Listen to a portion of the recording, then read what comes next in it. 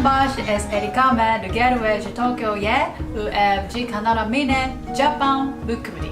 Ev keçak û Kurdî di axîve, ne keçeka Kurd e, ew keçek Japonî ye, navê wê Erîka ye.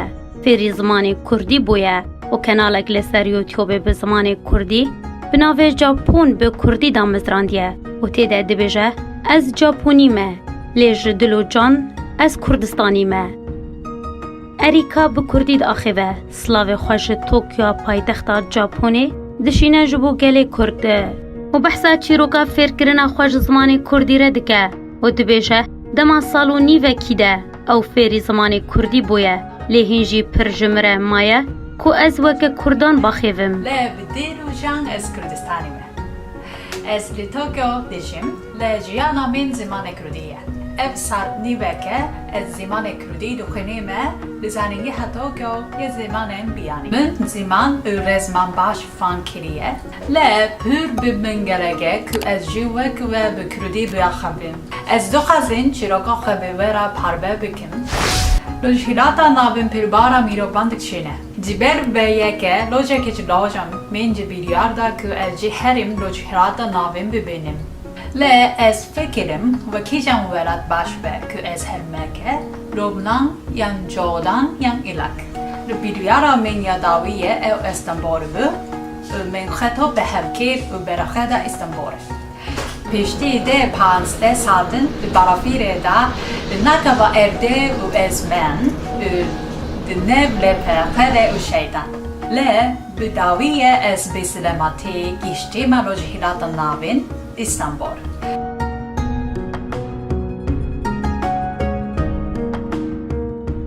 Erîka dibêje ku ew ê malbata Kurd li Stenbolê nas kir û di demekî lê cem wan ma û malbatek pir baş bû, ji ber vê yekê min xwest ez fêrî zimanê Kurdî bibim, herwiha behsa corên xwarina Kurdî jî dike. Lê çawa min Kurd nas kirin li İstanbolê? Ew bixe çîrokeke barkeş e.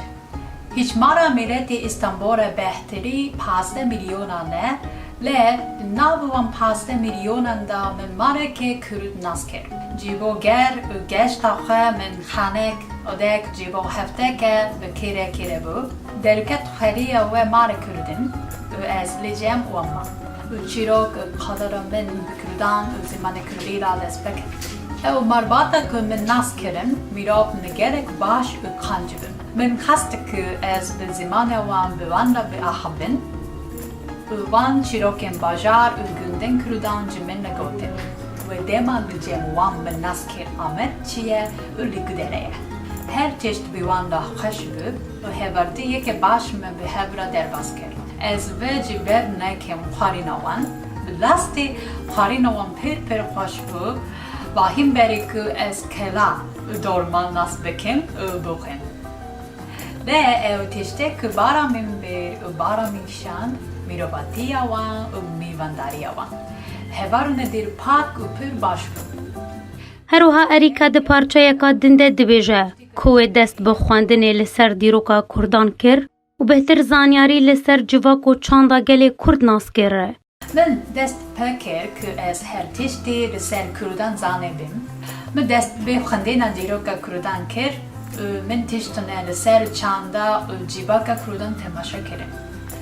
Keça Japonî dibêje keyfa min ji mûzîka Kurdî re hatiye. Pir bala wê hatiye kişandin li ser mûzîk û stranê Kurdî. Lê pir kefa min ji mûzîka Kurdî la hat. Beriye mûzîka Kurdî taybet mindiyeke xwe heye. Ji ber ve mindî zengîniyeke dor û mûzîka Kurdî. Bi rastî mara we ava be li ser van tiştên barkeş.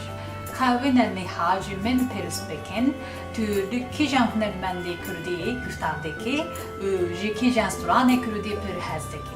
Lê biherîn dora em behsa ve çîrokê bikine. Û ez ê dora ji we re bibêjim, lê wên ji min re bibêjin, wên ji kîjan stranê Kurdî hez dikin.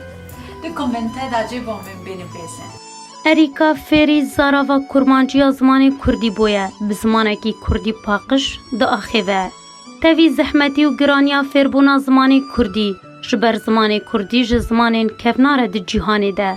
Xudanê çendîn zaravan e, lê keça Japonî ya bi navê Erîka ku zehmetî derbas kirin, و آستانگی لپیشیا فیربونا زمان کردی را کرن و کارینین خو همو بکار آنین دا کو بزمان گلکیدن باخیوه و دوربونا دناورا جاپون و جهوارین گلی کرده نبو آستانگی لپیشیا اریکا دا کو خو فیری وی زمان کجه حس کریه بکه فیربونا کچک جاپونی ج زمان کردی ره و جگلک زمان دنین بیانی ره تیوی واته کو تشتک زحمت تونه یک کمروف نکار بکه ساینوره آنگو بخاطراوه هرشت بیر